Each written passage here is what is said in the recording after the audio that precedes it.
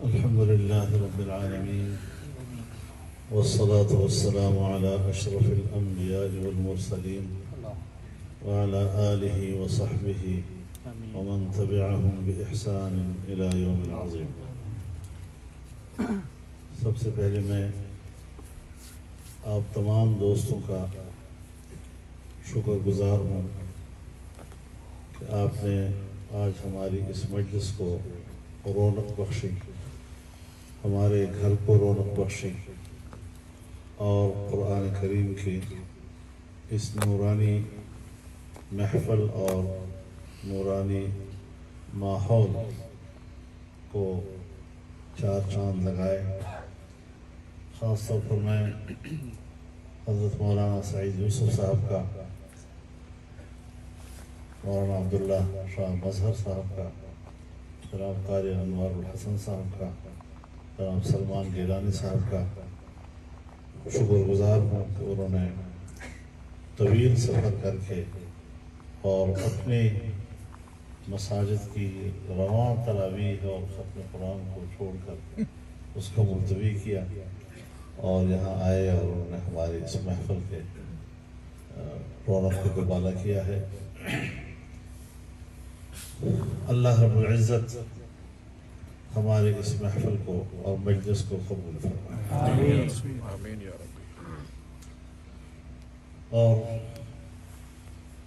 جتنے لوگ آج اس مجلس میں شریک ہیں، قرآن کریم کی برکت سے اللہ تعالی ہمارے تمام کے دلوں پر سکینہ نازل فرمائے. اور جتنے لوگ یہاں موجود ہیں، اللہ تعالی ہم سب کو اپنی رحمت میں لپیٹے اور اس پوری محفل میں جتنے لوگ شریک ہیں، اللہ ہمارے اس مجلس کو وہ مقام عطا فرما کہ آپ کے رحمت کے فرشتے ہماری مجلس کو گھیر لیں اور اس منظر کو دیکھیں. اور یا اللہ، جب ہم اس طرح زمین پر بیٹھ کر آپ کو یاد کرتے ہیں، یا اللہ جو بھی اس مجلس میں شریک ہے، الہ العالمین اپنی مجلس میں ان کو خیر سے یاد فرما اور ہمارے تمام گناہوں کو بخش دے. گناہوں کی معافی دعاؤں کی بنیاد ہے.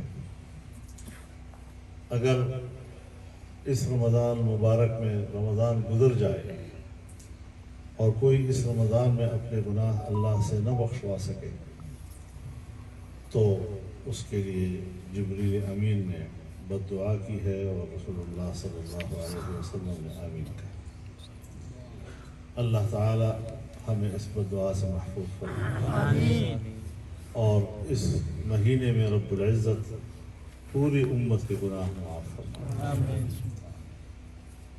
جتنے لوگ اس ملک میں، ملک سے باہر جمعیت علماء اسلام کے ساتھ وابستہ ہیں، بہت سے لوگوں کو ہم جانتے ہیں، بہت سے لوگوں کو ہم نہیں جانتے.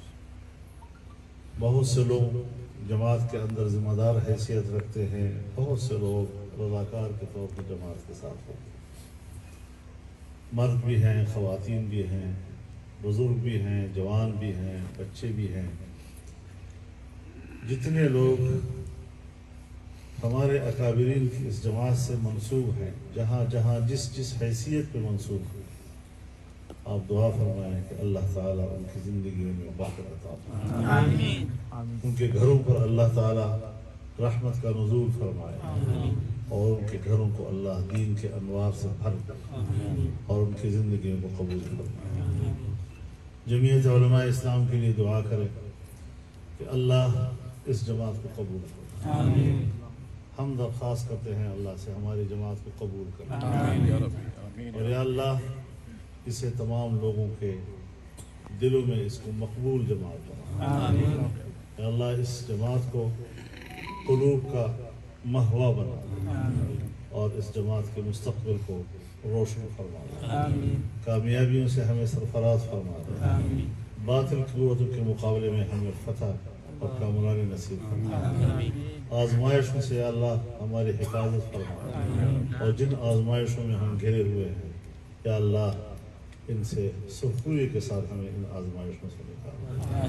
یا اللہ امت کے سامنے اور قوم کے سامنے اس جماعت کو شرمندہ نہ، یا اللہ ان کی نسبت بہت بڑے اکابرین کی طرف، اس کی بنیاد اخلاص پر رکھی گئی ہے، اور اسی اخلاص کا نتیجہ ہے کہ آج موجود بھی ہے اور اس میں اضافہ بھی ہو رہا ہے اور لوگ اس کی طرف متوجہ بھی ہو رہے ہیں۔ رب العزت جو ہمارا موقف ہے، جو ہمارا نظریہ ہے، جو ہمارا عقیدہ ہے، اس پر صرف ہمیں استقامت ہی نہیں بلکہ اس پر ہمیں کامیابی اور فتح بھی نصیب فرمائے، تاکہ پاکستان یہ جو رمضان کا مہینہ ہے، ہم لوگ تو جب بھی بات کرتے ہیں تو رمضان اور قرآن کے تعلق کو بیان کرتے ہیں۔ شہر رمضان الذی انزل فیہ القرآن، اس میں کوئی شک نہیں ہے، لیکن میں ایک تیسرے تعلق کا بھی ذکر کرتا ہوں کہ جس طرح قرآن اور رمضان کا تعلق ہے، اس طرح رمضان اور پاکستان کا تعلق ہے۔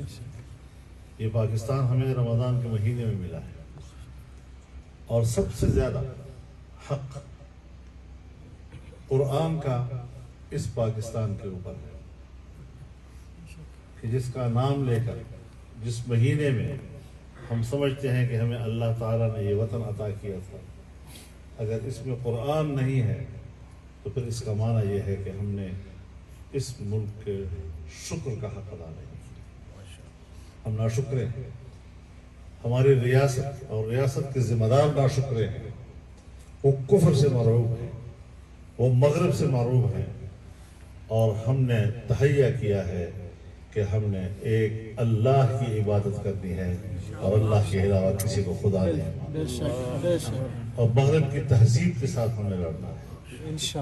اگر وہ ہمیں غلام بنانا چاہتے ہیں تو ہمارے اسلاف کی تاریخ آزادی کے لیے لڑنے کی ہے، ہم آزادی کے لیے لڑیں گے۔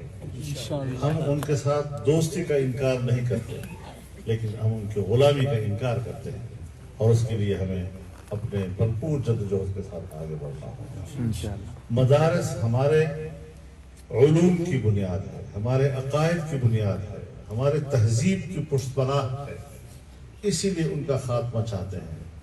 ہم اللہ سے عہد کر لیں کہ یا اللہ تیرے دین کی ان مراکز کو ہم نے ان کے حوالے نہیں کرنا، ان کا تحفظ کرنا ہے، اور جب ہم عزم کر لیں گے تو مجھے اللہ پر اعتماد ہے کہ یہ کمبخت بالکل سامنے نہیں آ سکیں گے۔ کچھ دل لوگ ہیں، میں ان کو بہت قریب سے جانتا ہوں، لیکن ہمارے اندر ہمت ہونی چاہیے، اللہ پر اعتماد ہونا چاہیے، قرآن کا علم اٹھانا چاہیے، اور قرآن کا علم اٹھانے کے بعد بے نیاز ہو جانا چاہیے ان لوگوں سے۔ انشاءاللہ اللہ کے ہاتھ کو فتح ہے، اور اس ملک کو اگر ہم نے اللہ کے دین کا گہوارہ بنانا ہے تو رب العزت سے عہد بھی کریں کہ اللہ ہماری مدد کرے۔ ہمارے اعمال، ہمارا کردار، ہماری عملی زندگی اس معیار کی نہیں بنی ہے کہ جس میں ہم اللہ تعالیٰ کی اس مدد کو مستحق ہو جائیں۔ اللہ تعالیٰ تو سیدھی سادی بات کرتا ہے، تم خدا کے دین کی مدد کرو گے تو خدا تمہاری مدد کرے گا۔ ان تنصروا اللہ ینصرکم، ان اللہ اشتری من المؤمنین انفسهم واموالهم بان لهم الجنہ۔ آپ کے پاس دو چیزیں ہیں، تمہاری جان، تمہارا مال۔ اللہ کہتا ہے میں نے تمہاری دونوں چیزیں خرید لی، اور خرید کر جو اس کی قیمت میں نے ادا کی ہے وہ ہے جنت کی صورت۔ اب جنت کیا ہے؟ وَسَارِعُوا إِلَىٰ مَغْفِرَةٍ مِّن رَّبِّكُمْ وَجَنَّةٍ عَرْضُهَا السَّمَاوَاتُ وَالْأَرْضُ۔ اتنی بڑی جنت ہمارے اس ایک چھوٹی سی جان اور ہمارے چھوٹے سے مال کے بدلے میں اللہ ہمیں عطا کر رہا ہے، تو ہمیں اپنے گریبان میں ذرا جھانک لینا چاہیے کہ ہم نے اللہ کو اپنی زندگی میں سے کیا دیا اور ہم نے اللہ کو اپنے مال میں سے کیا دیا ہے۔ میں تو ساتھیوں سے کہتا ہوں کہ جب آپ جمعیت علماء اسلام کے جلسے میں جاتے ہیں تو یہ جو وقت لگاتے ہیں یہ اللہ کو آپ نے جان دے دی، اور یہ جو آپ کرایہ بھرتے ہیں اور خرچہ کرتے ہیں یہ آپ نے اللہ کو مال دے دیا۔ سبحان اللہ، مال اور جان کی کیا ضرورت ہے؟ لیکن وہ ایک تعلق بنانا چاہتا ہے، یہ ایک بہانہ ہے تعلق کا، اور اس کے بدلے میں اللہ تعالیٰ اتنی بڑی نعمت ادا کرتا ہے، اس معیار پر ہمیں اترنا چاہیے اور اس کا حقدار ہمیں بننا چاہیے۔ اس کے لیے اولین چیز للہیت اور خلوص ہے، اور پھر اس کے بعد اپنی ذات کی نفی۔ جب تک ہم اپنی ذات کی نفی نہیں کریں گے اور ہم سمجھیں گے کہ میں ہوں اور میں بڑا ہوں اور مجھے بڑا ہونا چاہیے اور مجھے بڑے منصب پر ہونا چاہیے، یہ تو تابع چیزیں ہیں۔ آپ کام کریں گے خود بخود یہ چیزیں آپ کے پیچھے پیچھے پھرتی رہیں گی، لیکن اگر ان کو مقصد بنا لیا تو سب کچھ ضائع۔ نماز عبادت ہے، لیکن ڈاکٹر کہتے ہیں کہ بڑی زبردست ورزش بھی ہے۔ اگر عبادت کی نیت سے کرو گے تو ورزش والا فائدہ بھی ملے گا، اور اگر نیت ہی ورزش کی کر لی تو نماز ہی نہیں ہوگی، عبادت ہی نہیں ہوتی۔ تو اس انداز کے ساتھ ہمیں اپنی زندگی گزارنی چاہیے۔ یہ اکابر کا دیا ہوا راستہ ہے، اور ہم بالکل یہ نہیں کہتے کہ حق ہمارے اندر حصر کرتا ہے۔ جو بھی اپنے اپنے محاذوں پر، میدانوں پر اللہ کی دین کی خدمت کر رہے ہیں، ہم ان کے لیے دعا کریں، اور جو ہماری ذمہ داری ہے وہ ہم نے پوری کرنی ہے۔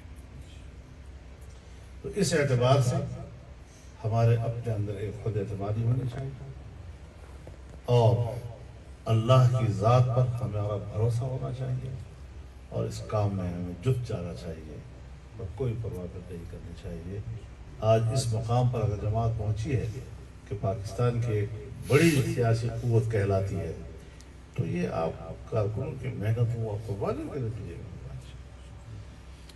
اس لحاظ سے پورے ملک میں کونے کونے میں، جہاں جہاں جس جس گھر میں، جس جس جھونپڑی میں کوئی بھی آپ کا ساتھی بیٹھا ہے، آپ اس کو جانتے ہوں یا نہ جانتے ہوں، اس کے لیے ہر وقت دعا کیا کریں۔ ہماری دعائیں تو پہنچ سکتی ہیں، اللہ تو دیکھ رہا ہے اس کو کہ ہم کس کے لیے دعا مانگ رہے ہیں۔ تو پوری جماعت کو دعاؤں میں ہمیشہ یاد رکھیں۔ اللہ ہر محاذ پر ہماری مدد فرمائے، اور جو طاقتور قوتیں ہیں، زورور قوتیں ہیں، اللہ قادر ہے تو ان کو آپ کے سامنے مسخر کر دیں۔ ہمارے سامنے اللہ تعالیٰ ان کو مسخر کر سکتا ہے، کوئی مسئلہ نہیں ہے۔ تو کچھ امتحان اللہ ضرور لیتا ہے، اور کچھ آزمائشوں سے اللہ تعالیٰ انسان کو گزارتا ہے، اور پھر جب آپ استقامت دکھاتے ہیں تو کامیابی میں کامیابی ہوتی ہے۔ تو رب العزت ہمیں اس راستے میں قبول فرمائے، اور جمعیت علماء اسلام کو اللہ قبول فرمائے۔ تو یہ جو ہم نے قرآن کا ختم کیا ہے، قاری صاحب کے لیے بھی اور جو بھی ان کے سامعین تھے، سب کے لیے دعا کر لیں کہ اللہ تعالیٰ ان کی قرات کو، ان کی تلاوت کو، اس کے سماع کو قبول فرمائے اور اس پر اجر مرتب فرمائے۔ رمضان المبارک کا لمحہ لمحہ بہت قیمتی ہے، اور ہمیں ہر لمحے میں، اور خاص طور پر یہ جو ابھی جس وقت میں ہم بیٹھے ہیں، یہ وہ قبولیت کا وقت ہے۔ اللہ کے سامنے گڑ گڑا کر اپنے گناہوں کا توبہ کرنا چاہیے، اور حلال روزی کے لیے اللہ سے گڑ گڑا کر مانگنا چاہیے۔ عزت اللہ کے پاس ہے، رزق اللہ کے پاس ہے، حیات و موت کا مالک وہی ہے، اس میں کوئی اس کے ساتھ دوسرا شریک نہیں ہے۔ تو پھر ہم انسان کے خوشامد کیوں کریں؟ جس کے ہاتھ میں ہماری عزت و ذلت نہیں ہے، جس کے ہاتھ میں ہماری حیات و موت نہیں ہے، جس کے ہاتھ میں ہمارا رزق نہیں ہے، اور اس کا مالک صرف خدا ہے، تو پھر ہمیں ایک ہی اللہ کے سامنے گڑگڑانا چاہیے، اور وہ بہت کچھ دینے والا ہے۔ آپ ان کے سامنے جھک تو جاؤ، میرے سامنے جھک تو جاؤ، اس ٹائم پر کچھ مانگو تو صرف میں کیسے دیتا ہوں۔ تو اللہ رب العزت ہماری اس مجالس کو قبول فرمائے۔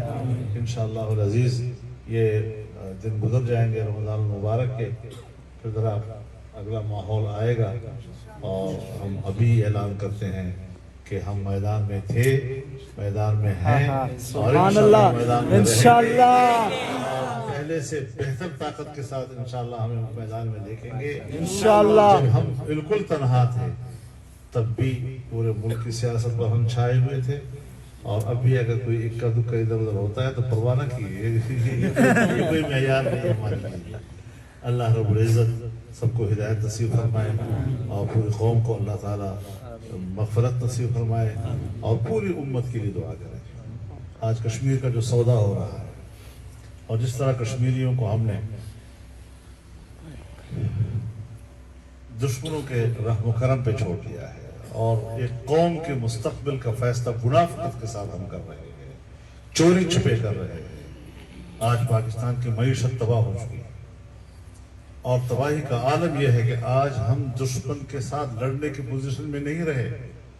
آج ہم راستے ڈھونڈ رہے ہیں کہ فلاں مسئلے پر مفاہمت، فلاں مسئلے پر مفاہمت، فلاں مسئلے پر مفاہمت، اور اس مفاہمت میں ہم قوموں کے مستقبل کے فیصلے کرتے جا رہے ہیں، اور پھر کالک منہ پر ملیں گے پارلیمنٹ کا۔ تو معاشی طور پر جب آپ کے پاس کچھ نہیں ہوگا تو پھر دشمن کے سامنے آپ کی کوئی حیثیت نہیں ہوتی۔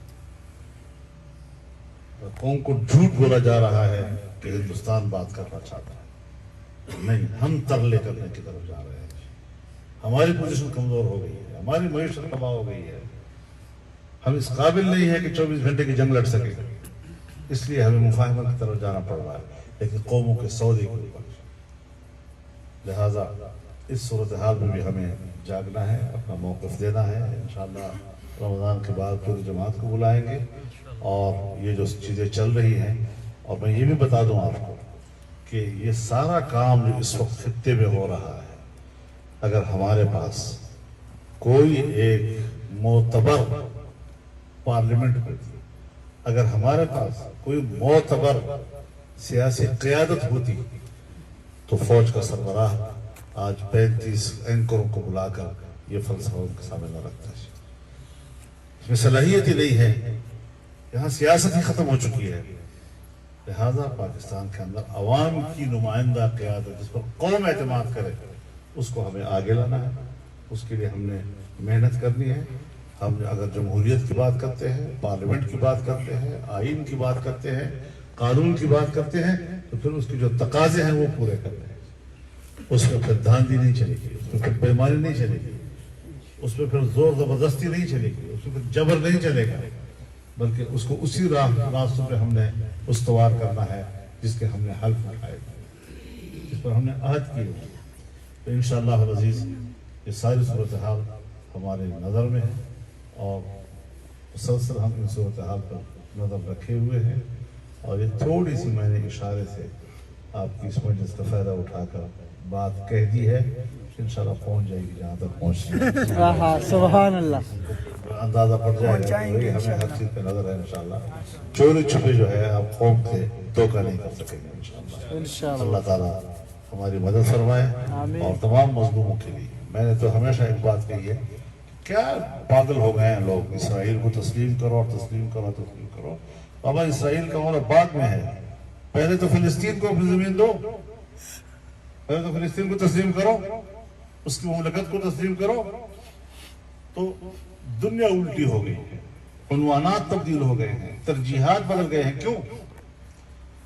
تو اس پر بھی ہمارا موقف جو ہے، یہ آپ کو بتا دوں کہ یہ جمعیت علماء اسلام کے منشور میں لکھا ہوا ہے۔ آپ جمعیت کا منشور اٹھائیں اور امور خارجہ کا چیپٹر کھولیں، اور پھر اس میں دیکھیں کہ اس موضوع پر جمعیت کا نظریاتی موقف کیا ہے۔ یہ ساری چیزیں طے ہیں ہمارے، اس سے کوئی انحراف کرے گا تو پھر وہ جمعیت کے منشور سے انحراف ہے۔ یہ ساری چیزیں الحمدللہ ہم بڑے اصول کے موقف لیے ہوئے ہیں۔ حالات تو بھی نظر ہیں، دنیا تبدیل ہوتی رہتی ہے، مسائل کی شکل بدلتی رہتی ہے، بدلتی رہیں، لیکن اس کا یہ معنی نہیں ہے کہ ہم اپنی جماعت اور اس کے منشور سے انکار کریں۔ تو یہ چیزیں ہیں، مجھے موقع مل رہا ہے کہ میں کچھ باتیں آپ کے سامنے اشاروں کے بیانوں کے ساتھ اظہار کر رہا ہوں۔ اللہ تعالیٰ ہمیں توفیق دے کہ اس ملک کی ہم خدمت کریں۔ سب سے بڑی خدمت یہ ہے کہ اس ملک میں قرآن و سنت کے نظام کو نافذ کرنے کی جدوجہد کی جائے، اس کے بغیر نہیں چلے گا نظام، اور اگر ہم کامیاب نہیں ہوں گے تو خیر و برکت بھی نہیں ملے گی اس ملک کو، اطمینان و سکون بھی اس قوم کو نہیں ملے گا، اسٹیبلشمنٹ کو بھی نہیں ملے گا، بیوروکریسی کو بھی نہیں ملے گا، کسی کو بھی اطمینان و سکون نہیں ملے گا۔ اس طرح اضطراب زندگی گزارتا رہے گی۔ تو ہم اس ملک میں اطمینان چاہتے ہیں، اور باہمی اعتماد کے ساتھ ملکی نظام کو ٹھیک کرنا چاہتے ہیں۔ یہ ہمارا پیغام ہے، کھلا پیغام ہے۔ ہم نے اسلحے نہیں اٹھائے ہوئے، نہ یہ ہمارا نظریہ ہے۔ علماء کا ایک اجماع ہے اس بات کے اوپر کہ ہمیں ملک کے آئین کے تحت چلنا ہے، لیکن جو قوتیں طاقتور ہیں اور ملک پر پنجہ گاڑے ہوئے ہیں، ان کو بھی اس طرز عمل اور اس رویے کا احترام کرنا چاہیے۔ اگر احترام نہیں ہوگا تو کل سارے معاملات بگڑ سکتے ہیں۔ دنیا میں جب معاملات بگڑتے ہیں تو کوئی سنبھال نہیں سکتا اس کو۔ ہماری ہمیشہ کوشش رہی ہے کہ ہم ایک ایسا ماحول ہمیشہ زندہ رکھیں کہ جس میں معاملات کو ہم سمجھ سکیں، پھر ان کو بنا سکیں، اور اس کے لیے ہماری ایک محنت اور جدوجہد ہے۔ اللہ تعالیٰ کو قبول فرمائے۔ وآخر دعوانا الحمد للہ۔